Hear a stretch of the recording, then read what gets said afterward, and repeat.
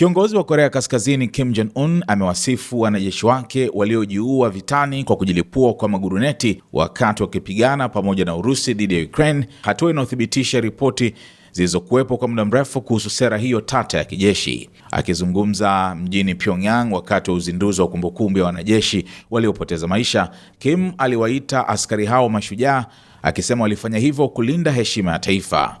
Kwa mujibu wa shirika la habari la serikali KCNA, aliisifu hatua hiyo kama mfano wa juu kabisa wa uaminifu wa taifa. Kauli hizo zinakuja wakati ukikuwa na taarifa kuwa maelfu ya wanajeshi wa Korea Kaskazini wametumwa kusaidia operesheni za kijeshi za Urusi. Makadirio ya Korea Kusini yanaonyesha kuwa takriban wanajeshi 15,000 wametumwa katika eneo la Kursk, huku zaidi ya 6,000 wakiripotiwa kufariki. Hata hivyo, Pyongyang na Moscow hazijathibitisha rasmi takwimu hizo. Mashirika ya kijasusi na wakimbizi wa kisiasa wamekuwa wakidai kuwa wanajeshi hao hupewa maagizo ya kutojisalimisha hata kidogo, ikiwemo kujitoa uhai ili kuepuka kukamatwa.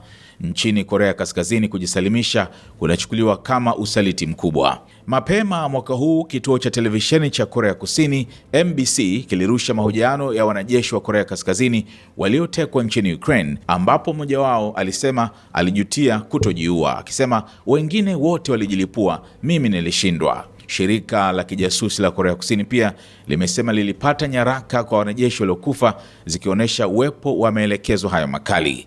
Katika hotuba hiyo, Kim pia aliwasifu wanajeshi wote waliokufa vitani, akiwataja kuwa wazalendo waliotekeleza wajibu wao kwa uaminifu mkubwa. Hafla hiyo ilihudhuriwa na viongozi wa juu wa Urusi, wakiwemo waziri wa ulinzi Andriy Belousov na spika wa bunge Vyacheslav Volodin, ishara ya kuimarika kwa ushirikiano wa kijeshi kati ya nchi hizo mbili. Mwaka 2024, rais wa Urusi Vladimir Putin na Kim walitia saini makubaliano ya ushirikiano wa kijeshi, yakiahidi kusaidiana endapo mmoja wao atashambuliwa. Mbali na wanajeshi, Korea Kaskazini pia imeahidi kutuma wafanyakazi kusaidia ujenzi mpya katika maeneo yaliyoathirika nchini Urusi.